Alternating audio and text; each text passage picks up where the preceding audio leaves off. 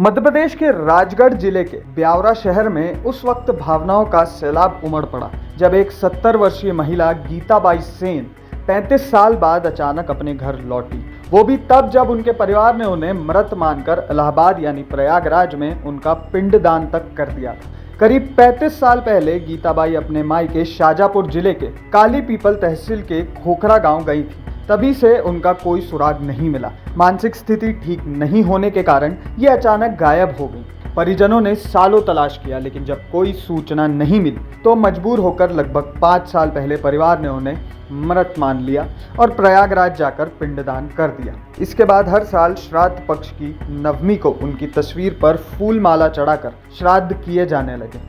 परिवार को उनकी मौत का दुख साल दर साल सताता रहा। हाल ही में परिवार को एक ऐसा फोन कॉल आया जिसने सबको स्तब्ध कर दिया। महाराष्ट्र के नागपुर के क्षेत्रीय मानसिक चिकित्सालय से आया ये कॉल गीताबाई के जीवित होने की सूचना लेकर आया था।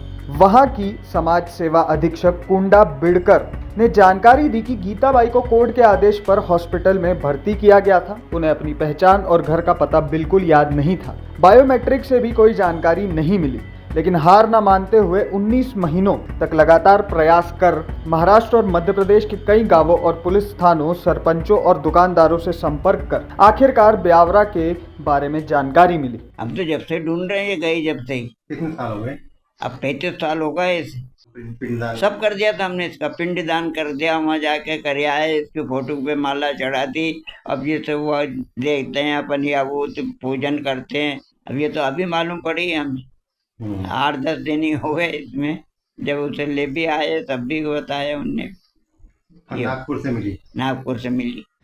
ये जो पेशेंट है, अननोन पेशेंट हमारे यहाँ जब एडमिट हुई, वो 8 सितंबर 2023 को पुलिस द्वारा कोर्ट के ऑर्डर से एडमिट की गई। जब एडमिट की उसकी उम्र 70 साल थी और वो डिमेंशिया स्मृति भ्रंश की पेशेंट थी। साथ साथ उसको 40 साल से ऊपर मानसिक बीमारी भी थी। मेरी कोशिश शुरू की, लेकिन ये मेरे लिए बहुत कठिन काम था क्योंकि वो डिमेंशिया की पेशेंट थी। ये पेशेंट का एड्रेस उसका मतलब कुछ भी उसको याद नहीं था, उसका आधार कार्ड भी नहीं था उसके पास, उसका कुछ पहचान पत्र भी नहीं था।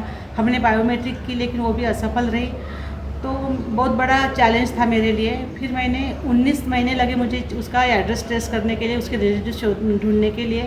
ब्यावरा पुलिस और काला पीपल प्रशासन के सहयोग से गीताबाई के परिवार को सूचना दी गई। जैसे ही पति गोपाल सेन और बेटे अशोक सेन को खबर मिली, वे तुरंत नागपुर पहुंचे और गीताबाई को अपने साथ सुरक्षित घर ले आए। घर लौटने पर माहौल बेहद भावुक था। पति पत्नी ने एक दूसरे को माला पहनाकर 35 साल पुराने बिछड़े रिश्ते को फिर से जीवित किया। परिवार, रिश्तेदार, बच्चे और पोते पोतियों ने मिलकर भव्य स्वागत किया। खुशी के इस पल में पूरे मोहल्ले की आंखें नम हो गई। इस पूरे मामले पर आपकी राय, आपकी प्रतिक्रिया हमारे साथ कमेंट बॉक्स में ज़रूर शेयर करें। और आपके पास भी ऐसे कई किस्से हैं तो वो भी आप हमारे साथ कमेंट बॉक्स में शेयर करना ना भूलें।